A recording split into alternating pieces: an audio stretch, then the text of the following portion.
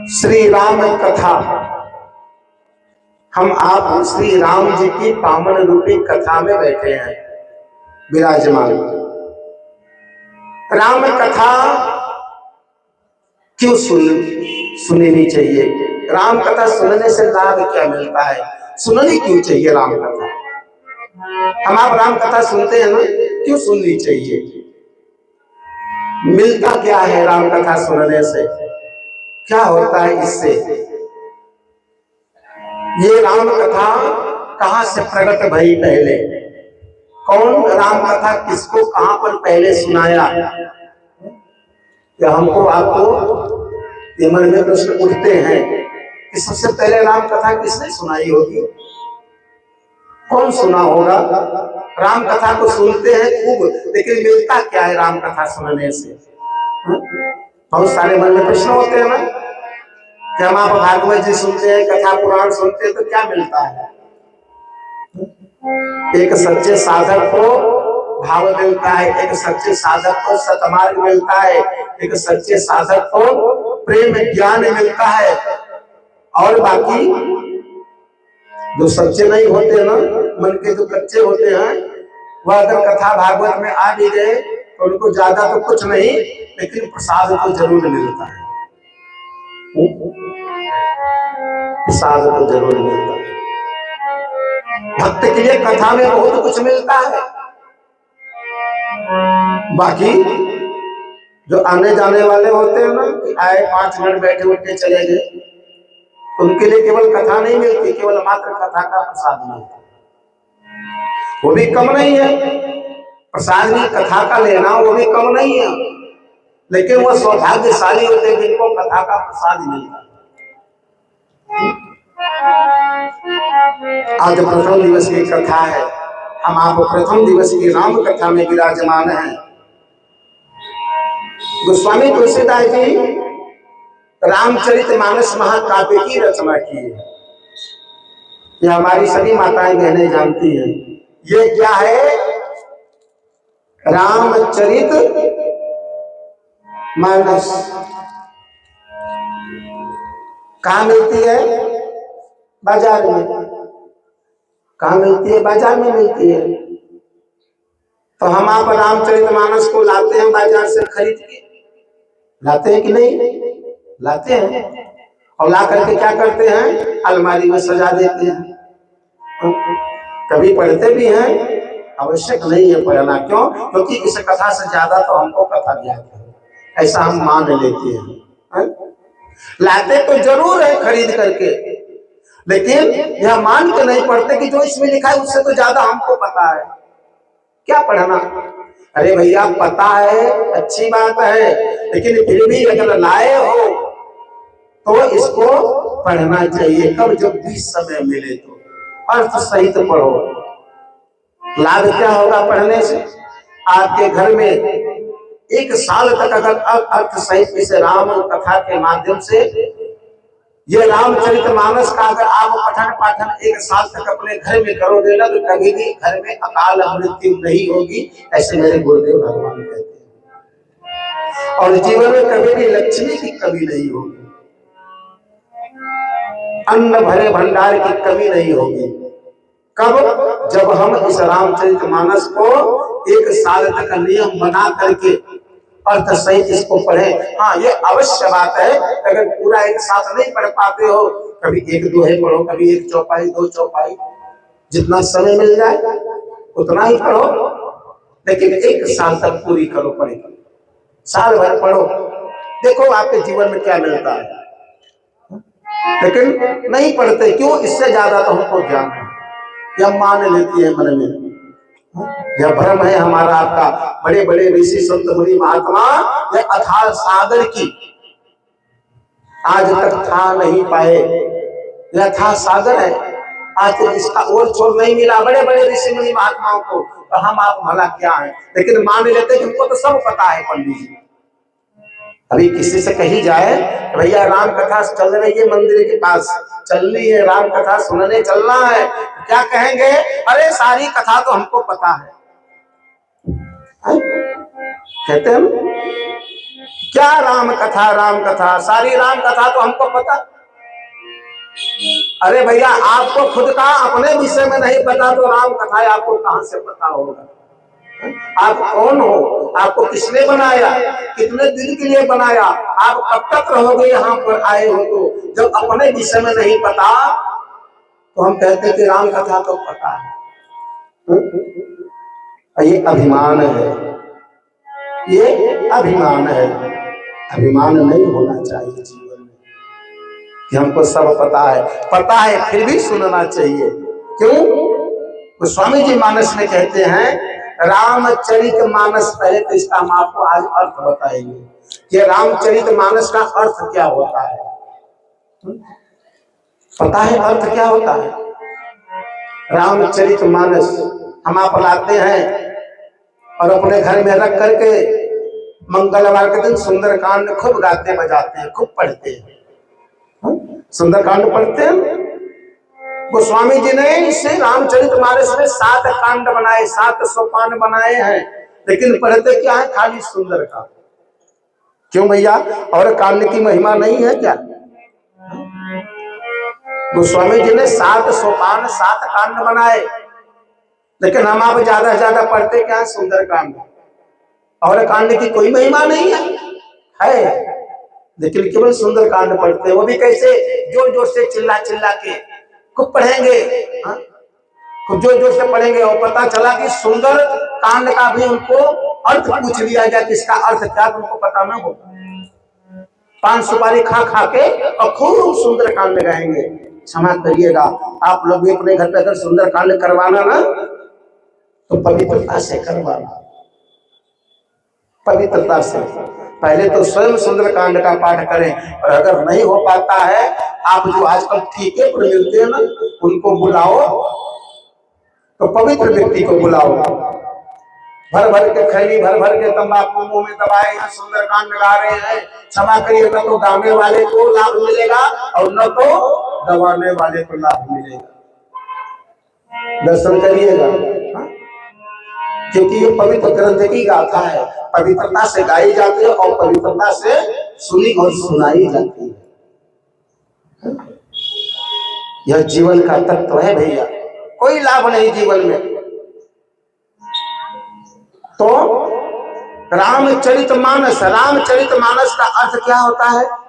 राम जी के जीवन के चरित्र का मन रूपी सरोवर में उतार करके रखना रामचरित मानस कहलाता है। राम जी के जीवन का चरित्र, राम जी के जीवन का व्यवहार, राम जी के जीवन का प्रेम अपने स्वयं जीवन में उतार करके रखना, मन रूपी सरोवर। ये मन क्या है? हृदय रूपी सरोवर है। तो मन के सरोवर में ये राम कथा उठा करके रख लेना ही रामचरित मानस कहलाता है। कि रामचरित मानस को मन में उतार करके रख लो, ये इसका अर्थ है। कोई पूछे जीवन में कि रामचरित मानस का अर्थ क्या है, तो बताना कि राम जी के चरित्र का जीवन में उतार करके मन रूपी सरोवर में रखना ही रामचरित मानस कहलाता है। मानस, मन रूपी सरोवर के हृदय में उतार के रखना। और उतार के रखेंगे कब? जब मन से सुनेंगे, तब चित्त से सुनेंगे, तब तो उतर के आएगा। इधर उधर हमारी आपका मन भटकेगा तो कहां से उतर के आएगा? ये रामचरित मानस है भैया, सुंदर ध्यान से सुनना होता है। अब कथा आती है कि रामचरित मानस अर्थात ये राम कथा। राम कथा कौन सुनाया, किसको सुनाया? तो ये राम कथा सबसे पहले, राम कथा की उत्पत्ति, उपज बाबा भोलेनाथ के श्रीमुख से हुई थी। बाबा भोलेनाथ ने इस राम कथा को सबसे पहले माता भगवती को सुनाए। कहा? कैलाश पर्वत पर। ये पहले कथा वक्ता है। राम कथा के प्रथम कथा वक्ता, प्रथम कथा व्यास श्री बाबा भोलेनाथ भय हैं। ये राम कथा की। और रामचरित मानस महाकाव्य की रचना किसने किया? गोस्वामी जी ने किया। और कथा को कौन गाए? बाबा भोलेनाथ जी ने। कथा 4 स्थान पर चली है राम कथा। पहले कथा चली कहाँ, कैलाश पर्वत। दूसरी ये राम कथा चली नीलगिरी पर्वत पर। कागभुसुंडी जी महाराज गरुड़ जी को सुनाए। कागभुसुंडी कौआ महाराज किसको सुना रहे हैं? जो पक्षियों के राजा है गरुड़ जी को सुना रहे हैं। और तीसरी राम कथा स्वयं गोस्वामी जी गाए कहाँ? 80 घाट वाराणसी में। वाराणसी में एक स्थान है 80 घाट, वहां पर गोस्वामी जी ने इस राम कथा को तीसरी बार में प्रारंभ किए। और चौथी राम कथा गाई गई कहाँ? तीर्थराज प्रयागराज में श्री भरद्वाज जी को सुनाए। कौन? याज्ञवल्क्य बाबा मुनि, जिनका नाम याज्ञवल्क्य बाबा है। 4 स्थान पर यह कथा चली है। गोस्वामी जी सबसे पहले यहाँ पर गुरु की चरण वंदना गाते हैं। गुरु कैसा होना चाहिए जीवन में? आप सब गुरु मंत्र लिए है ना? ले लिया है ना गुरु मंत्र? हाँ, कौन कौन गुरु मंत्र लिए है? तो हाथ उठाएं। जय 1 2 3 4 5 6 8 10 बस गुरु मंत्र लिए हैं, अच्छी बात है। आप गुरुमुख हो गए, ये बहुत सुंदर बात है। गुरु मंत्र लिए बहुत अच्छी बात है। कम से कम 10 लोगों के तो हाथ उठे, आप माताओं बहनों कि गुरु मंत्र गुरु जी लिए। अब उनके हाथ ऊपर उठने चाहिए जो गुरु मंत्र का आज ही पालन करते हैं। गुरु मंत्र तो 10 लोग लिए, लेकिन गुरु मंत्र का पालन जो करते हैं उन्हीं के हाथ ऊपर उठने चाहिए। जय।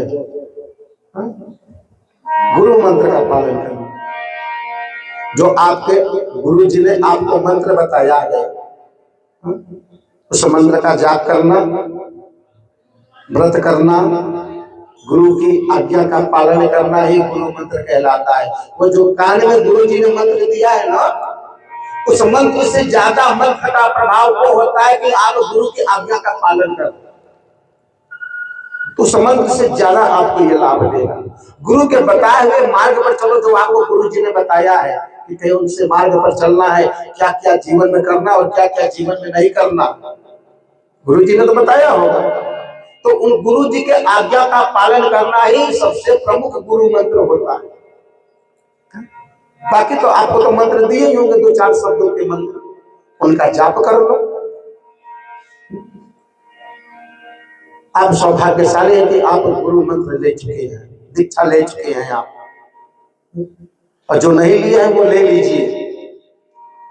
क्यों? क्योंकि जब तक हम गुरु मंत्र नहीं लेते, गुरुमुख नहीं होते, ना गुरु नहीं बनाते जीवन में, तब तक जीवन में शास्त्र कहता है कि आपके जितने भी व्रत हैं, जितने भी पूजा है, जितने भी पाप है, उपवास है, वह सब फलित नहीं होंगे, विफल हो जाएंगे। कभी भी वो फलित नहीं होने वाले। कब तक नहीं फलित होंगे? जब तक आप गुरु मंत्र नहीं लोगे तब तक। तो गुरु मंत्र लेने से ही लाभ की प्राप्ति होती है। आपको गुरु मंत्र ले लेना चाहिए। शास्त्र कहता है कि यदि कन्या का विवाह हो गया तो गुरु मंत्र ले सकती है, और बालक के लिए अगर बालक का प्रतिबंध जनेऊ उपनयन संस्कार हो गया तो वह भी गुरु मंत्र ले सकता है। तब से गुरु मंत्र ले सकता है। विवाह के बाद, विवाह उपरांत गुरु मंत्र ले लेना चाहिए। लेकिन हम आप क्या सोचते हैं, अभी तो खाने खिलाने के दिन है, बाद में ले लेंगे, अभी तो आनंद के दिन है, बाद में ले लेंगे। अरे बाद में क्यों टालते हो भैया? आपको पता कि आपका बाद में आएगा भी कि नहीं आएगा? यह बार बार तन नहीं मिलता है, हम बाद के चक्कर में कल पर टाल देते हैं। इसको क्या पता कि कल आएगा कि नहीं आएगा? क्या पता? ये सांसों की डोर है, कब छूट जाए कौन जानता है। अभी अभी चौपाई गाई गई थी, कौन सी चौपाई? कि सांसों की माला से सिमरू में तेरा नाम, इस सांसों की माला से सिमरू में तेरा नाम। प्रेम के पथ पर चलते चलते हो गई मैं बदनाम, प्रेम के पथ पर चलते चलते हो गई मैं बदनाम, सांसों की माला से सिमरूं में तेरा नाम।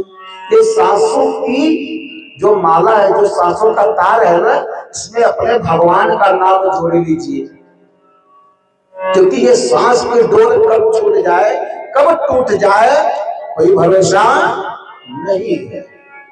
लेकिन हम आप सोचते ना, अरे बहुत उम्र पड़ी है, बाद में कर लेंगे भक्ति, बहुत उम्र है, बाद में पूजा कर लेंगे, ये मान करके हम आप छोड़ देते हैं। छोड़ो मत, क्या पता आज है कल हो न हो, कौन जानता है। आज है कल होगा नहीं होगा कौन जानता है।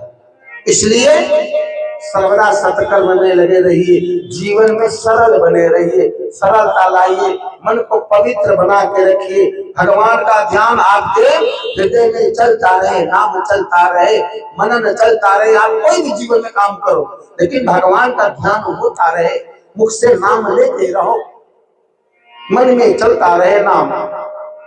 देखो आपका कैसे कल्याण होगा। आप ध्यान तो करो भगवान का।